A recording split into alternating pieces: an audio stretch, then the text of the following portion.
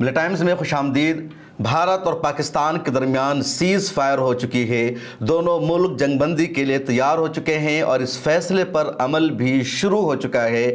सबसे पहले अमेरिकी सदर डोनाल्ड ट्रंप ने ट्वीट करके इसके बारे में जानकारी दी और अब भारत के फॉरेन सेक्रेटरी ने भी प्रेस कॉन्फ्रेंस करके इस खबर को कन्फर्म कर दिया है कि पाकिस्तान और इंडिया सीज़ फायर के लिए एग्री हो चुके हैं और 5 बजे से इस पर अमल शुरू हो चुका है। अमेरिकी सदर डोनाल्ड ट्रंप ने ट्वीट करके क्या कुछ कहा, पहले आप उसको देखिए, अपनी स्क्रीन पर इस ट्वीट को देखिए। अमेरिकी सदर ट्रंप ने ट्विटर पर लिखा, after a long night of talks mediated by the United States, I am pleased to announce that India and Pakistan have agreed to a full immediate ceasefire. Congratulations to both countries and using common sense and great intelligence. Thank you for your attention on this matter. के लंबी चौड़ी बातचीत के बाद या सालसी के बाद United state की तरफ से मुझे खुशी है ये ऐलान करते हुए कि इंडिया और पाकिस्तान दोनों मुकम्मल और फौरी सीज़ फायर के लिए, जंगबंदी के लिए तैयार हो गए हैं। दोनों मुल्कों को मुबारकबाद कॉमन सेंस का इस्तेमाल करने के लिए, अपनी फ़हम फ़रासत का इस्तेमाल करने के लिए। Thank you for your attention. इस टॉपिक पर तवज्जो देने के लिए शुक्रिया। तो अमेरिकी सदर ट्रंप ने यह ट्वीट किया और उसके कुछ ही देर बाद फॉरेन सेक्रेटरी विक्रम मिस्री ने 1 मिनट की प्रेस ब्रीफिंग दी और उसमें उन्होंने सिर्फ इतना कहा कि पाकिस्तान और इंडिया दोनों के जो जिम्मेदारान हैं, आर्मी मिलिट्री ऑपरेशन के डायरेक्टर, उन दोनों की बातचीत हुई है और दोनों मुल्कों ने एग्री किया है जंगबंदी पर, सीज फायर पर। क्या कुछ कहा विक्रम मिस्री ने, आप पहले सुनिए। Good evening, ladies and gentlemen. I have a very brief statement to make. Following that, as you know, there will be a briefing by my colleagues from the military. The Director General of Military Operations of Pakistan called the Director General of Military Operations of India at 15:35 hours earlier this afternoon. It was agreed between them that both sides would stop all firing and military action on land and in the air and sea with effect from 1700 hours Indian Standard Time today. Instructions have been given on both sides to give effect to this understanding. The Directors General of Military Operations will talk again on the 12th of May at 1200 hours. Thank you. तो आपने सुना foreign secretary Vikram Misri को, जिन्होंने बाज़ाब्ता seize fire को confirm कर दिया है और इस पर अमल भी शुरू हो चुका है। इसी तरह पाकिस्तान के फॉरेन मिनिस्टर और नायब वज़ीर आज़म इसहाक डार की तरफ से भी खबर पहले आई थी कि अमेरिका की सालिसी में बातचीत हुई है और इंडिया पाकिस्तान सीज़ फायर के लिए, जंगबंदी के लिए तैयार हो चुके हैं। पिछले 4 दिनों में क्या कुछ हुआ उसकी तफसील आपको बताएंगे। उसके बाद ये भी बताएंगे कि तफसील से प्रेस कॉन्फ्रेंस में क्या कुछ कहा फॉरेन मिनिस्ट्री ने। तो पिछले 4 दिनों में इंडिया और पाकिस्तान के दरमियान जो कुछ हुआ, और इसकी शुरुआत दरअसल 22 अप्रैल से होती है। 22 अप्रैल को पहलगाम में टेरर अटैक हुआ। कुछ गनमैन ने, दहशतगर्दों ने 26 से ज़्यादा मासूमों को हलाक कर दिया, शहीद कर दिया और इंडिया की इंटेलिजेंस ने, NIA ने अपनी रिपोर्ट में वाज़ेह तौर पर साबित किया कि दहशतगर्द पाकिस्तान से आए थे। इस हमले के पीछे पाकिस्तान का हाथ है। उसके बाद इंडिया ने पाकिस्तान से मांग की कि वो दहशतगर्दों के खिलाफ कार्रवाई करे, लेकिन पाकिस्तान ने किसी तरह की कार्रवाई नहीं की। इस हमले में द रेजिस्टेंस फ्रंट का नाम था, जो लश्कर तैयबा की एक तंजीम है, पाकिस्तान की तरफ से ऑर्गेनाइजेशन को ऑपरेट किया जाता है। उसके बाद इंडिया ने 6-7 मई की रात में ऑपरेशन सिंदूर लॉन्च किया और पाकिस्तान में 9 ठिकानों को टारगेट किया, निशाना बनाया, जिसमें पाकिस्तान के मुताबिक 26 से ज़्यादा हलाकत हुई, 50 से ज़्यादा जख्मी हुए, जबकि इंडिया की रिपोर्ट के मुताबिक 100 से ज़्यादा की हलाकत हुई। उसके बाद फिर पाकिस्तान ने कार्रवाई करने की कोशिश की, लेकिन इंडिया की आर्मी ने पाकिस्तान के हर हमले को नाकाम बनाया। तीसरी रात में भी पाकिस्तान ने इंडिया में 15 जगहों को टारगेट किया, निशाना बनाया, ड्रोन से हमला किया, मिसाइल से हमला किया, लेकिन इंडिया की आर्मी ने पाकिस्तान के हर हमले को नाकाम बना दिया, पाकिस्तान की हर कार्रवाई का जवाब दिया। हालांकि अभी तक पाकिस्तान की तरफ से यह कहा जा रहा था कि हमने ऑपरेशन सिंदूर का जवाब नहीं दिया है, हमने कोई हमला नहीं किया है। इंडिया पर इल्ज़ाम ये लगाया जा रहा था पाकिस्तान की तरफ से कि हमले खुद इंडिया ने अपनी तरफ से कराए, लेकिन इंडिया की फॉरेन मिनिस्ट्री ने और डिफेंस मिनिस्ट्री ने बाज़ाब्ता तौर पर प्रेस कॉन्फ्रेंस करके करके पाकिस्तान के झूठ को साबित किया, इंटरनेशनल मीडिया को दिखाया, पूरी दुनिया को साबित कराया कि पाकिस्तान की तरफ से झूठ बोला जा रहा है, पाकिस्तान की तरफ से ड्रोन भेजे गए हैं और जो ड्रोन पाकिस्तान की तरफ से भेजे गए थे वो तुर्की के बने हुए ड्रोन थे। इंडिया ने भी जवाबी कार्रवाई करते हुए ड्रोन से पाकिस्तान पर कार्रवाई की और इंडिया की तरफ से जो ड्रोन गया था उसके बारे में पाकिस्तान ने कहा कि वो इजराइल के बने हुए ड्रोन हैं और बहुत अहम और महंगा ड्रोन वो होता है। उसके बाद ऑपरेशन सिंदूर के चौथे दिन यह हुआ, यानी 9-10 मई की रात में हुआ कि पाकिस्तान ने इंडिया में 26 जगहों को टारगेट किया, निशाना बनाया। इंडिया के मुख्तलिफ एयर बेसेस को तबाह करने का पाकिस्तान ने दावा किया। पाकिस्तान की मीडिया ने, पाकिस्तान की आर्मी ने कहा कि हमने ऑपरेशन सिंदूर के खिलाफ अपना नया ऑपरेशन लॉन्च किया है जिसको पाकिस्तान ने ऑपरेशन बुनियानुम मरसूस का नाम दिया और कहा हमने 6-7 मई के इंडिया के हमले का बदला ले लिया है। पाकिस्तान की तरफ से दावा किया गया कि उसने इंडिया के कई सारे एयर बेसेस को नुकसान पहुंचाया है। S-400 जो इंडिया का सबसे मजबूत एयर डिफेंस सिस्टम है उसको नाकाम बना दिया। उसके अलावा कई मिलिट्री बेसेस को नाकाम बना दिया है। इसके जवाब में फिर फॉरेन मिनिस्ट्री की तरफ से आज ही सुबह 11 बजे प्रेस कॉन्फ्रेंस हुई जिसमें कर्नल सोफिया कुरैशी ने प्रेस कॉन्फ्रेंस को खिताब किया, विंग कमांडर योमिका सिंह ने प्रेस कॉन्फ्रेंस को खिताब किया और खुद फॉरेन सेक्रेटरी विक्रम मिस्री भी प्रेस कॉन्फ्रेंस में मौजूद थे। उन्होंने भी सहाफियों के खिताब किया। इन तीनों ने वाज़ेह तौर पर बताया कि पाकिस्तान ने एक मरतबा फिर सीज फायर का वायलेशन किया, भारत के एयर स्पेस में दाखिल होने की कोशिश की, भारत को मुख्तलिफ जगहों से टारगेट किया। 24 जगहों से इन लोगों ने भारत में दरअंदाजी की, दाखिल होने की कोशिश की, लेकिन हर जगह एयरफोर्स ने, भारतीय आर्मी ने पाकिस्तान को जवाब दिया, पाकिस्तान को पीछे हटने पर मजबूर किया और जवाबी कार्रवाई करते हुए इंडियन आर्मी ने पाकिस्तान को उसके घर में घुसकर मारा, उसके कई आर्मी के एयर बेसेस को या मिलिट्री बेसेस को नुकसान पहुंचाया, तबाह बर्बाद कर दिया और पाकिस्तान से उसके सबूत भी आ गए हैं कि रावलपिंडी में और कई इलाकों में पाकिस्तान का ज़बरदस्त नुकसान हुआ। प्रेस कॉन्फ्रेंस में क्या कुछ कहा गया, सोफिया कुरैशी को आप सुनिए। नमस्कार। पाकिस्तान सेना ने पूरी पश्चिम मोर्चे पर लगातार आक्रामक गतिविधियां जारी रखी।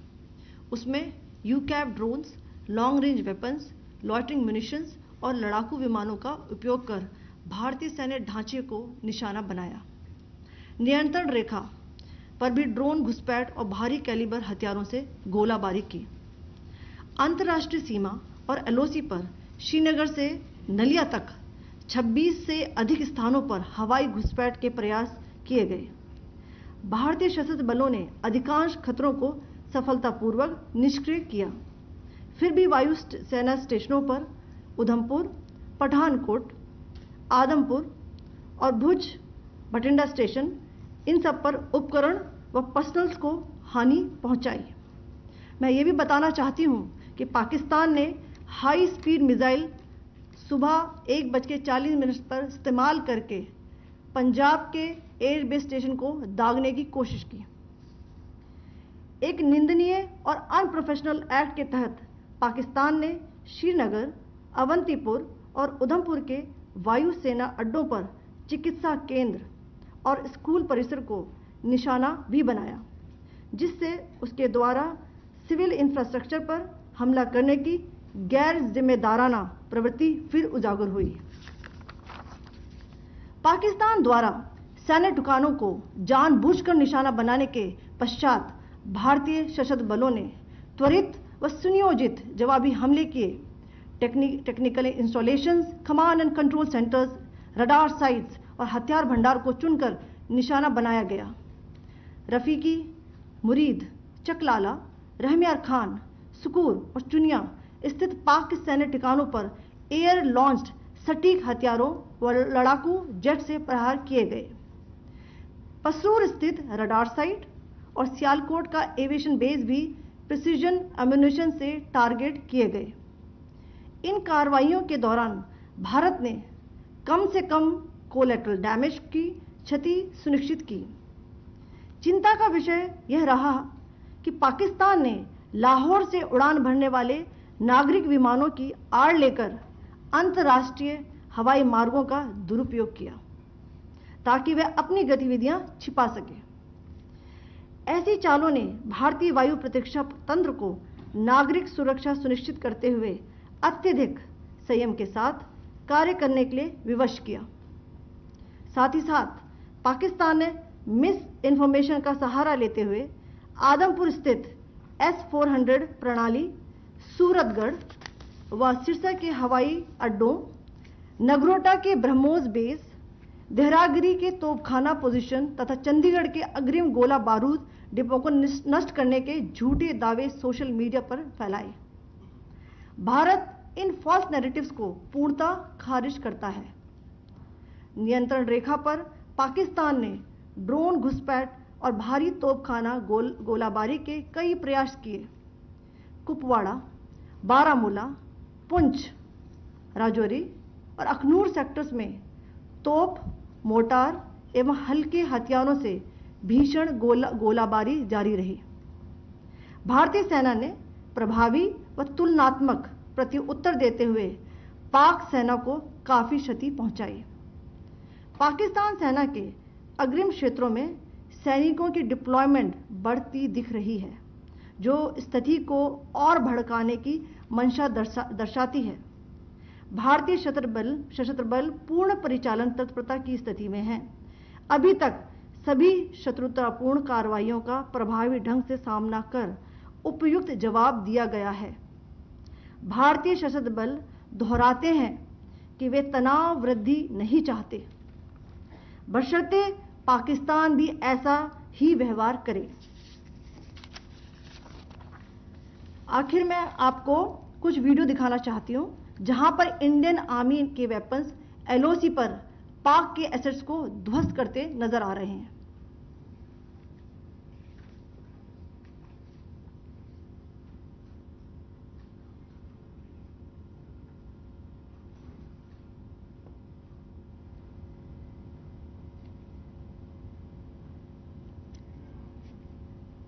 स्क्रीन में आप देख सकते हैं इस वीडियो को।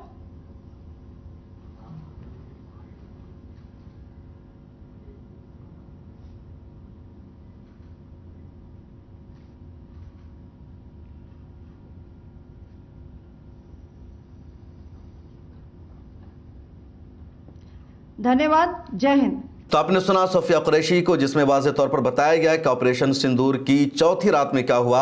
और इस प्रेस कॉन्फ्रेंस के बाद या इस तरह की जो खबर सामने, जिसमें पाकिस्तान ने इंडिया पर हमला करने का दावा किया और इंडिया की तरफ से साफ किया गया कि पाकिस्तान लगातार झूठ को फैला रहा है, क्योंकि पाकिस्तान ने और भी कई सारे झूठ बोले थे। पाकिस्तान का एक झूठ यह था कि उसने इंडिया के S-400 को तबाह कर दिया है, जबकि फॉरेन सेक्रेटरी ने कहा कि पाकिस्तान का झूठ है, इंडिया का जो डिफेंस सिस्टम है पूरी तरह से फाल है, एक्टिव है और उसको किसी तरह का नुकसान नहीं पहुंचा है। इसी तरह पाकिस्तान ने दावा किया कि उसने अधमपुर को और जो दूसरे भटिंडा के मिलिट्री बेसेस है उन सबको तबाह बर्बाद कर दिया है।